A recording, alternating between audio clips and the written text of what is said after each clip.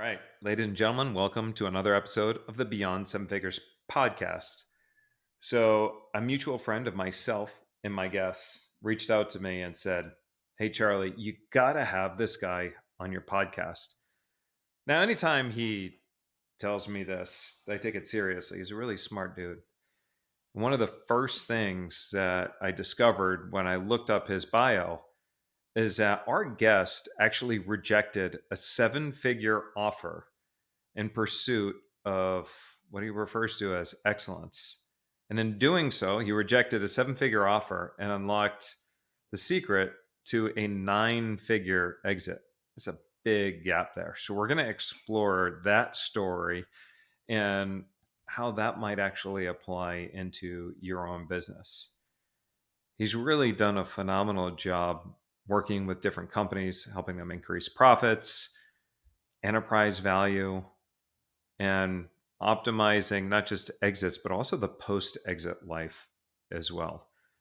There's a lot of things that we're going to be talking about today that I think you're going to find pretty fascinating. This gentleman has been a co founder, he's been a CEO, he's been chairman of a number of different companies.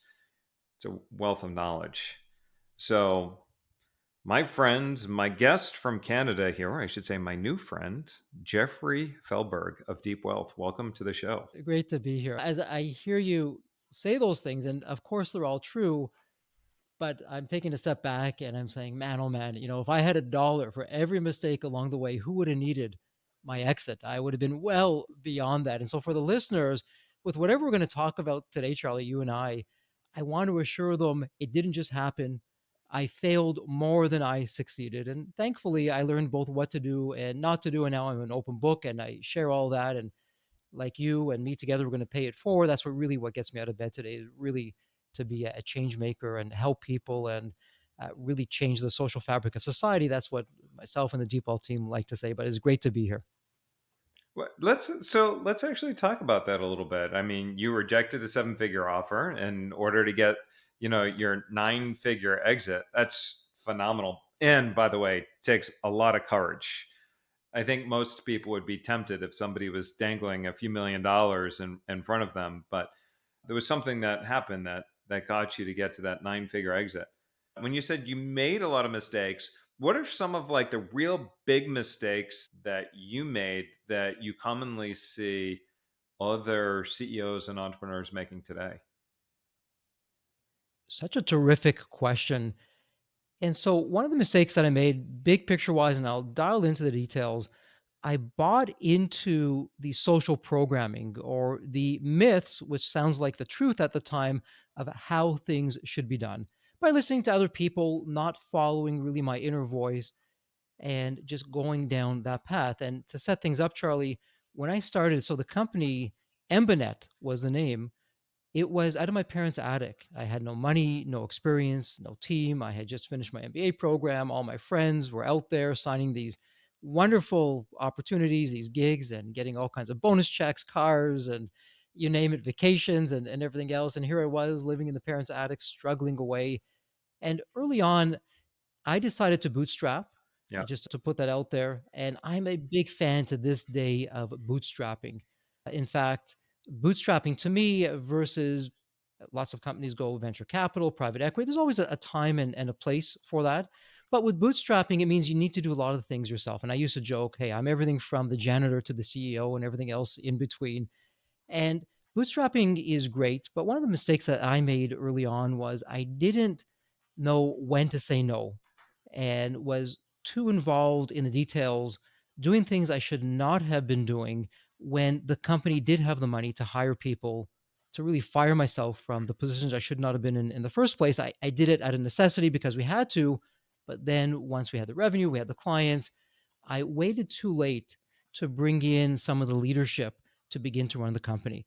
And I'm not alone with that. One of my favorite questions, Charlie, when I meet an entrepreneur, and it doesn't matter whether it's a startup or they've been in business for decades. I'd love to ask the question, hey, does your business run without you? And there's a lot of hemming and hawing, and I hear all these excuses because I've seen situations where it's really a well established company. There is a leadership team, but all the decisions, the smaller ones or the bigger ones, still need to go through the founder. And in many ways, that's what I was like back in the day. Finally did learn the lesson. It was a little bit late though, and the company could have benefited more so had I stepped back earlier than when I did. I love that question. Could the company run without you? And I think there's one more question that goes on top of that. If you were to take off for 2 weeks, would your company be better off in 2 weeks from now or worse off? Because if you can create a situation where you've got this self growing company that is empowered to continue growing while you're away, that's another level of freedom. Absolutely. And actually, that's our extended question. The extended question is, hey, does your company run without you? And before you answer that, here's the question I want you to think about. Imagine you're abducted by friendly aliens and they return you 3 years from now or 5 years from now. Is there a company? Is the company even bigger and better, or did it go out of business? What's the honest answer to that one? And it's interesting to see, again, we see people squirming and Yeah. giving the hums and ahs and buts and the whole stories that go with it. But you're spot on, Charlie. How would it really run without you, whether it's 2 weeks or 2 years or something in between? I had a colleague, sadly, that got COVID back in 2020, and he was out for 2 weeks, like literally out, couldn't show up to the office, nothing. And he was only gone for 2 weeks. He had his company for 10 years prior to that. And then when he got back on his feet after 2 weeks, he lost his entire company. His employees quit, clients left, and he had to close down the company.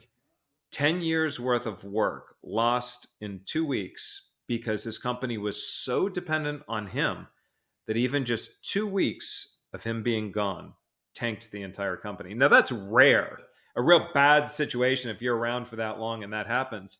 But it's not rare for growth to be stunted because the CEO is holding on to everything.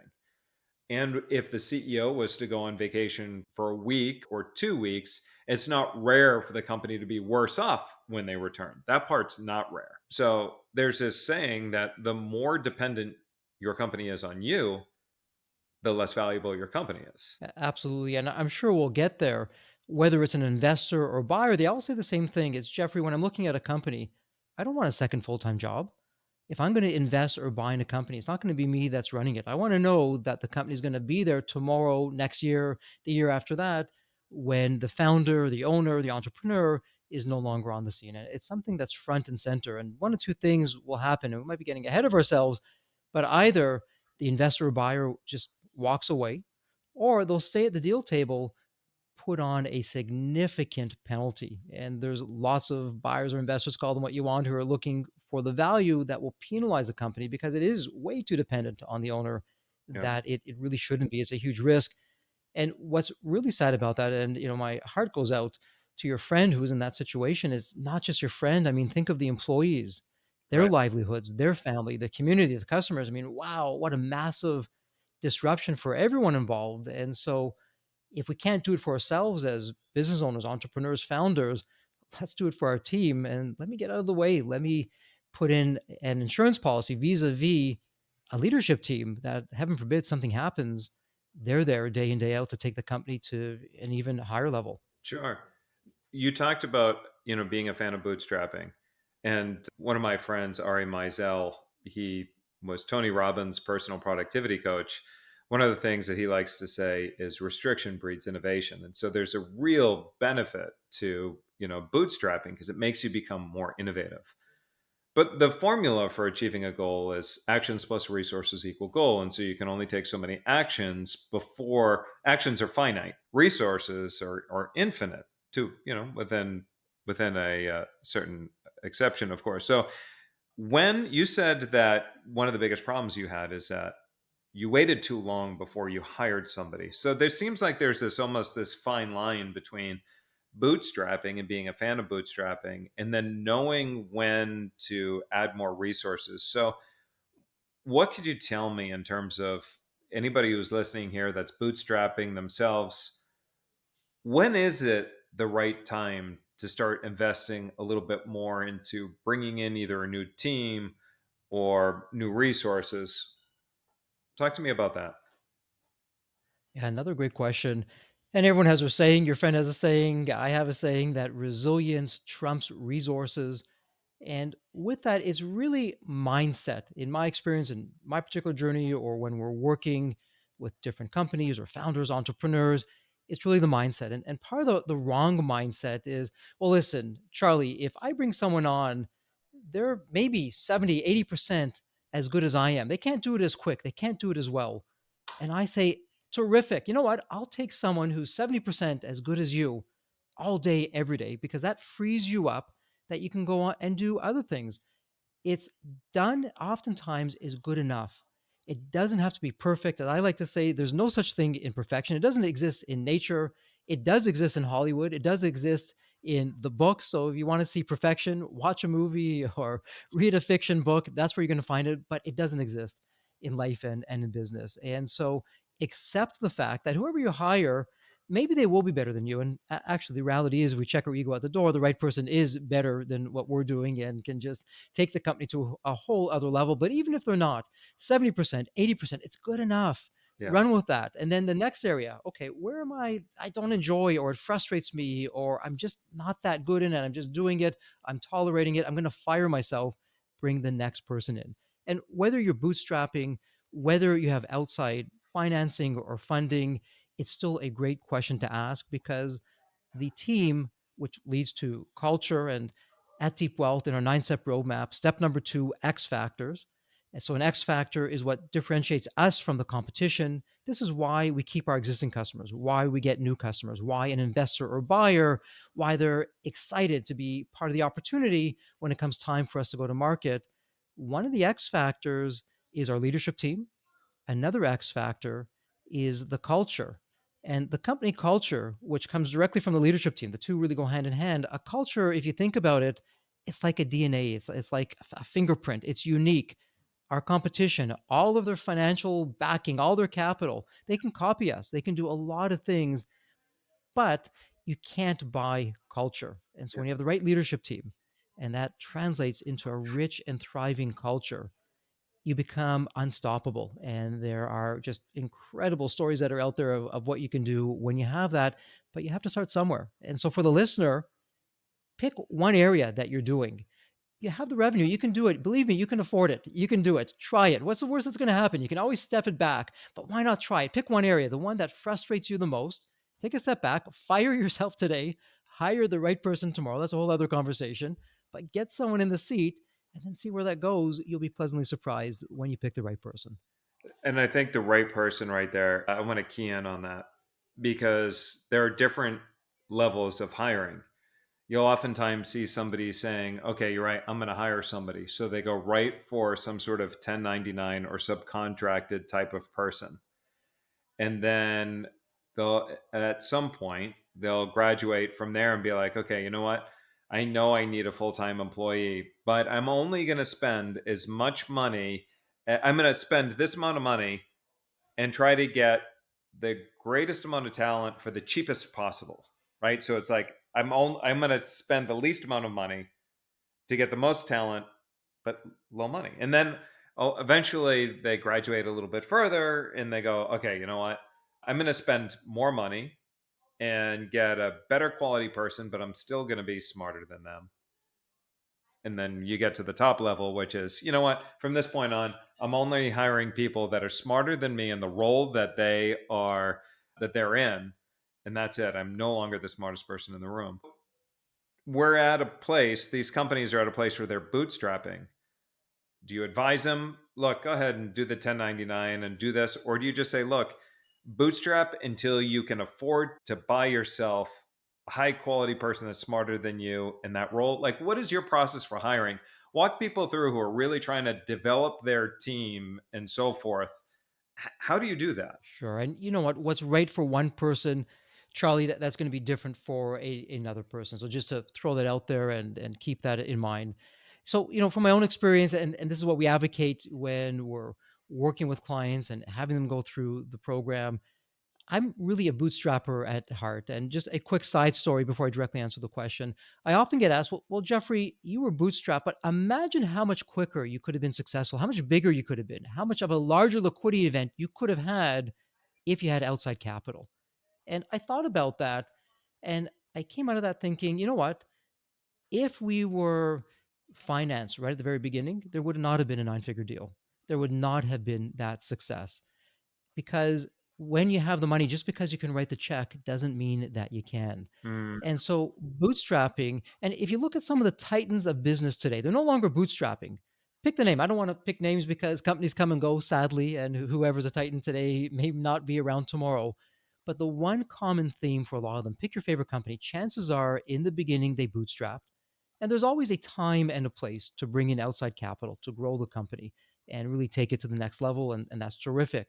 But when hiring, what I suggest, what I advocate for is it's not just about the money for the person that you're bringing on board. And it's interesting, Glassdoor, the company, the website where employees rate the different companies. If you don't know, check it out. Is your company there? If it's not, it should be on there, hopefully with positive reviews. But each time that they do a survey, they ask, what has you either stay in your position or have you go to a new opportunity? Money is not at the top of the list. right. And what you hear on the one hand, it's counterintuitive. It really shouldn't be. What keeps people in the job or what keeps someone in an opportunity or gravitate towards a new opportunity, it's what's the leadership like? What's the vision? What's the culture? And so oftentimes as entrepreneurs, we tend to undervalue that. People want to be on a winning team. It's okay, it's not easy, but it's easy to do the corporate gig and go with the logos that everyone knows, but that comes with a cost. That comes with a cost of well, how interested are you? What's innovation like? Can you think outside the box? You're going to be having, I'll use the F word, you're going to be having some fun along the way. And yes, a bootstrapping company, there's some more risk that goes along with that, but there's some fun. And so, as a bootstrapper, what I eventually ended up doing was I spent the most that I could for that particular area, that particular role, because I knew world class talent is world class talent. And sure, there was some talent that simply was out of reach, but it was beyond the money. I didn't want someone there who's just for the money. Yep. And so, in some ways, if I'm not at the top of the food chain dollar wise, that's okay because people are going to self select themselves out. I really want someone who's buying into the vision, Yep. who's buying into the culture, and they're showing up because they really want to. And sure, yes, I have to live. I have to have some kind of remuneration that goes along with it. And yes, it's competitive. Maybe it's better in some cases. Maybe it's not. But it's the whole package that they're looking at. And for me, that was incredibly important. It wasn't just what we're paying. Did they drink the company Kool-Aid, so to speak? Were they part of that culture? Because the culture, wow, for Embanet, that's what got us through. That's what actually had us beat our competition day in day out, who was really well financed, much more than us. But with us, it was really one big extended family, and that came from the hires that we had, and that really came from a reinforced, rich, thriving culture. We're all in it together. We're going to do what others aren't going to do, and really make a difference.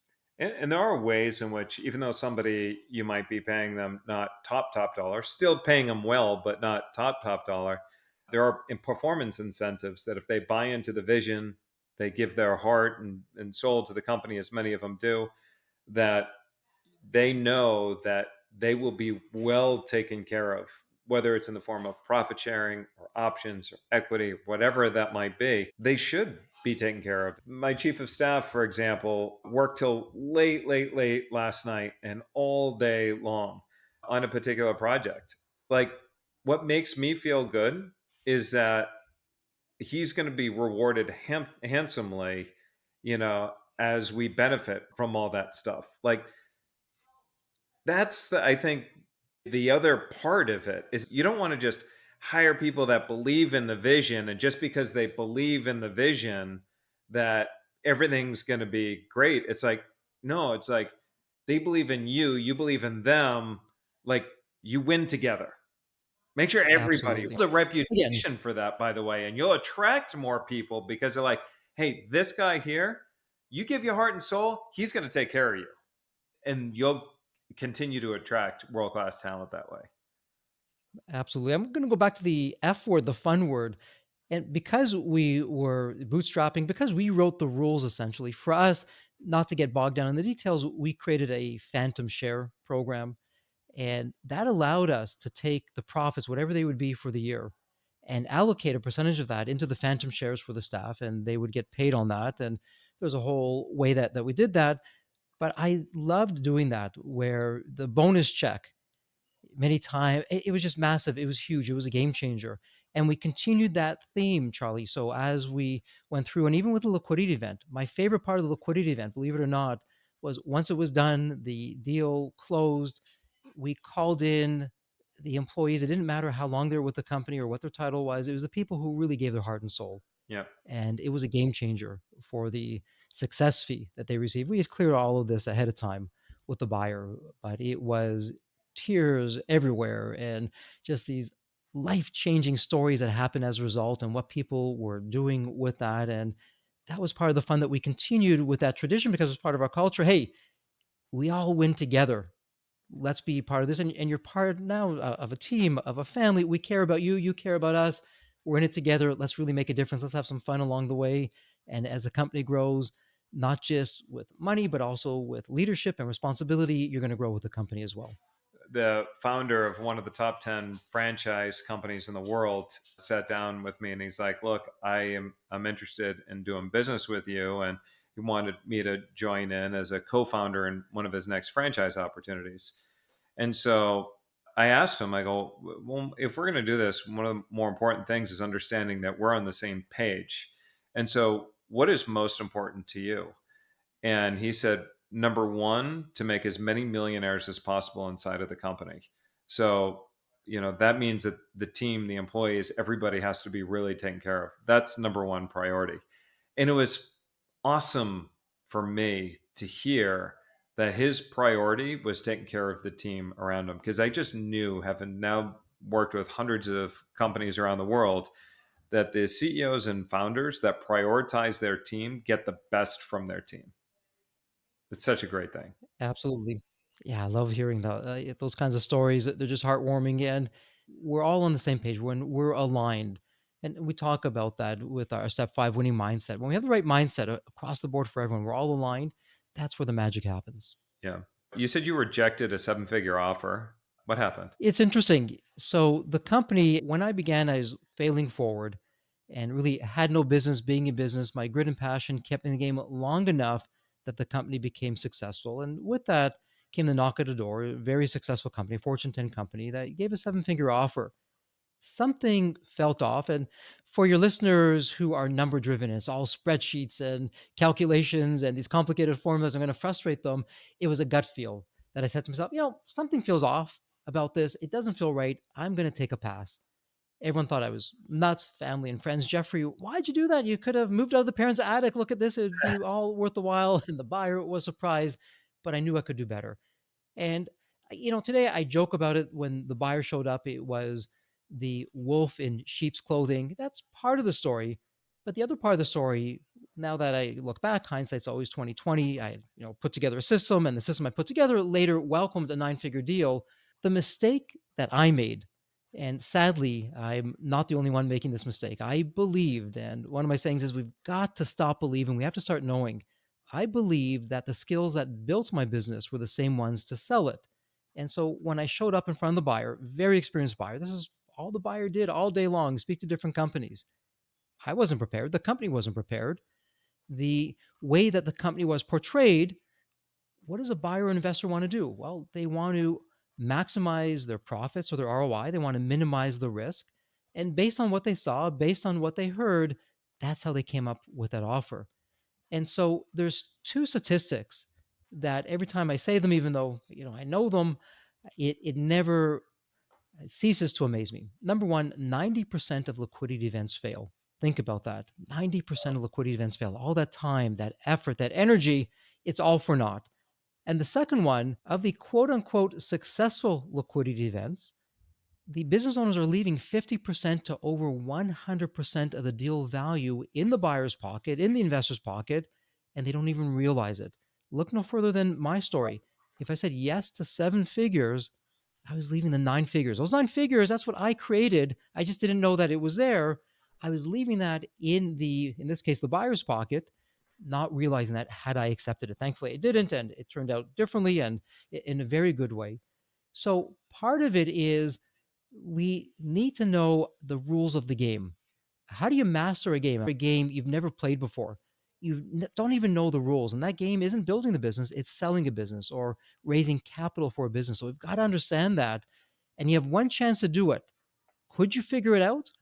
Maybe, likely at the expense of your company, which you don't want to do, or can you find others that have blazed the trail? They're not necessarily smarter than you. They've just been down this trail. They know what to do, what not to do. That's what not only levels the playing field, that's what tilts the playing field to our advantage. And Yep. that's why we do what we do at Deep Wealth with business owners. It doesn't matter if you're a startup.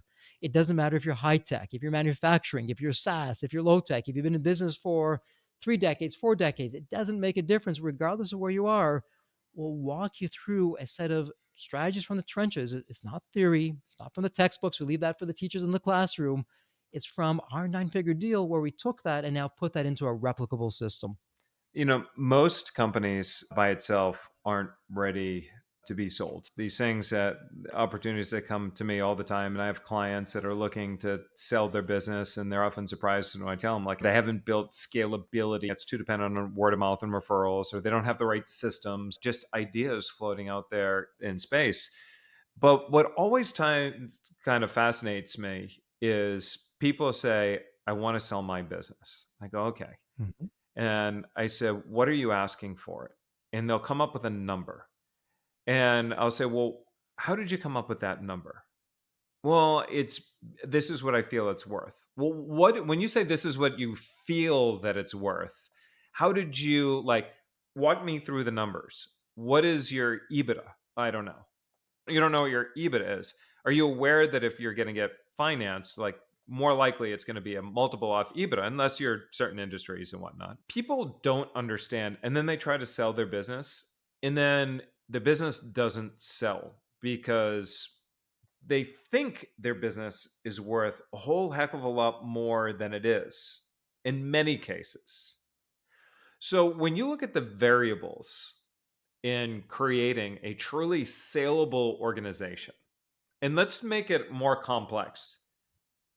How would you come about creating a valuation on some type of B2B service based business? And what needs to happen in order for it to be saleable for maximum value? And so let's go back to Embanet as an example for the story to answer the question, because it really does beg the question, okay, well, Jeffrey, how did you go from 7 figures to 9 figures?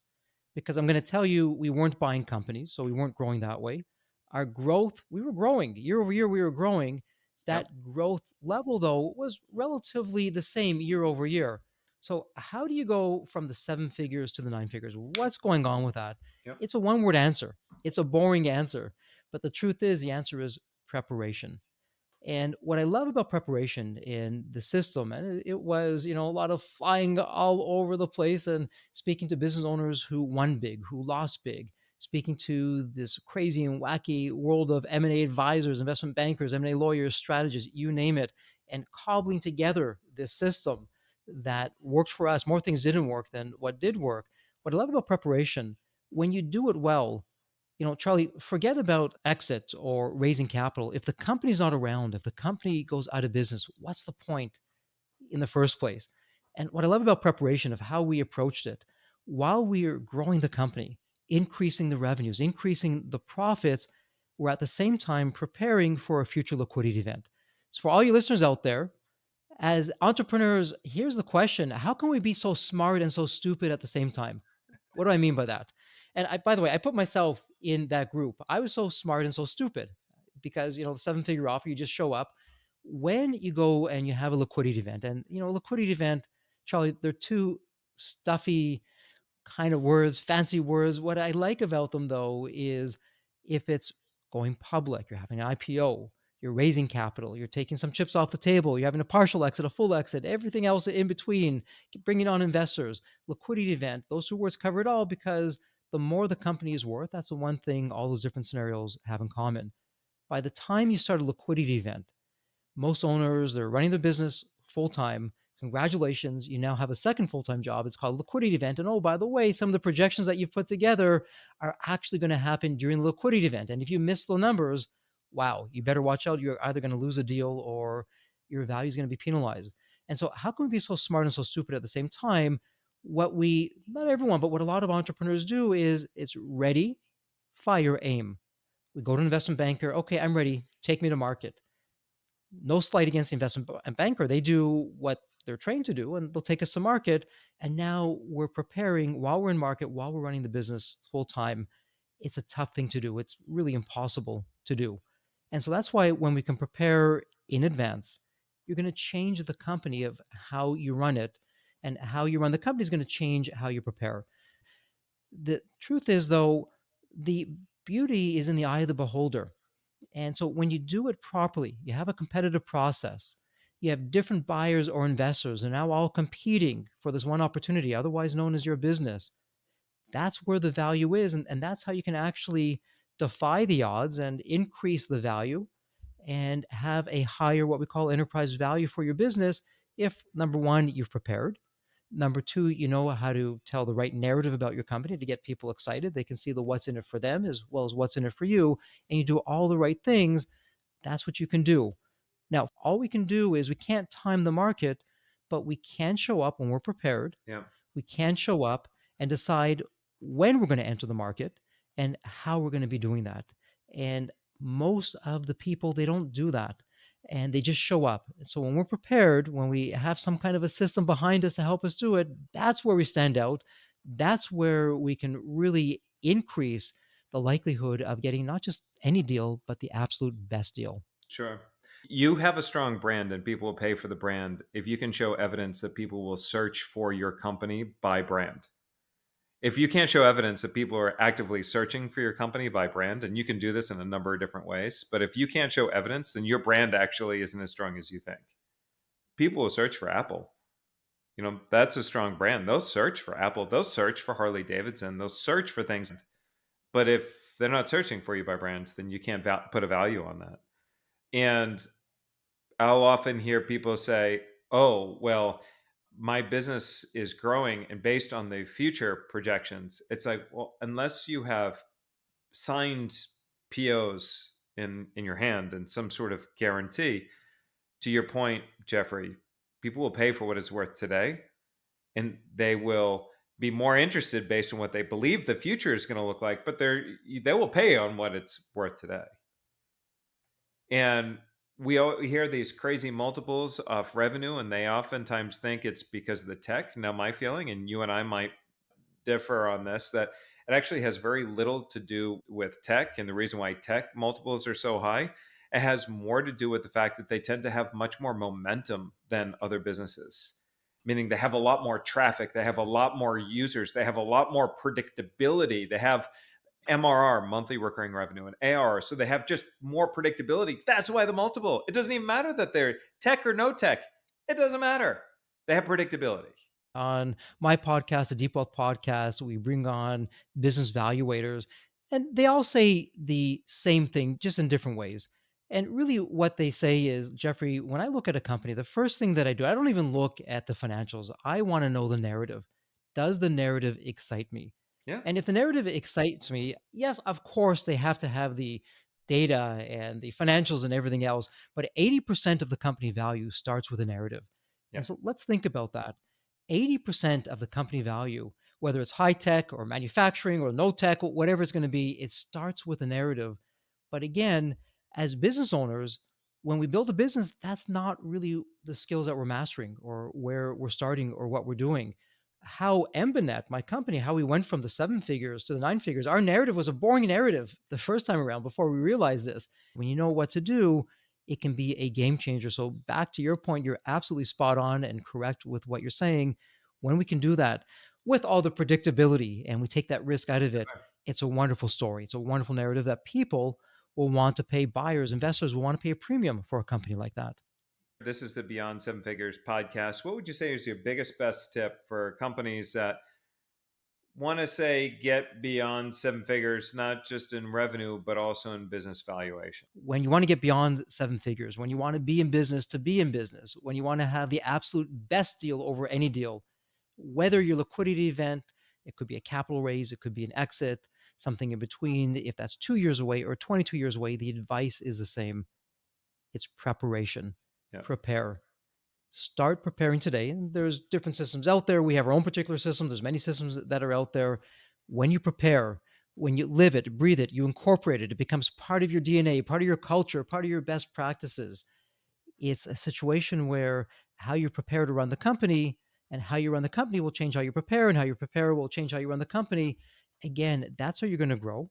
It's some heavy lifting in the early days. You're going to do it anyways. Why not start now? And I'll tell you, Charlie, the most frustrating thing that I hear, because it's just a myth and it's so wrong. Jeffrey, I'm busy. Jeffrey, I am so busy. I don't think I can do this today. Talk to me next quarter. Yeah. Talk next quarter. Jeffrey, I should have done it last quarter. I'm busier this quarter than I was last quarter. I don't know. If I didn't have the time back then, I certainly don't have the time right now. Just do it. Make the time. Find the time. Last time I checked, Charlie, maybe your calendar does this. That's where your success is going to come from, both for growing the business, increasing enterprise value.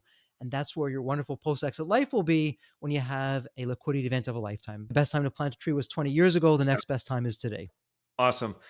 We've covered a lot in today's podcast. A few of the things that really kind of stand out is not only is Jeffrey a fan of bootstrapping, we discussed some of those mistakes of his earlier times where it took him too long to bring in the right people on the team. And that's a really important lesson, as many of us as business owners and growing business owners are always asking the question, when is it the right time to expand the team and bring in more? I also like the quote that he mentioned, resilience trumps resources. Super fantastic quote there. And Jeffrey shared a lot of his different insights in terms of what it took to create that 9-figure exit, as well as why he rejected that 7-figure offer and everything in between. So, Jeffrey, if people want to learn more about you and the work that you do, where do we send them? Yeah, of course, you can go to the website, deepwealth.com. Let's make it even easier. Email me, Jeffrey, Jeffrey, at deepwealth.com. And I go over all my emails. I respond and happy to answer questions and be of service. So, Jeffrey at deepwealth.com. Awesome. Well, thank you very much, Jeffrey. So, as a reminder for all our listeners looking to take their business beyond 7 figures, also check us out at predictableprofits.com. Again, that's predictableprofits.com. So, this is Charles Gaudet with my new friend, Jeffrey Feldberg of Deep Wealth, and I will see you in another episode.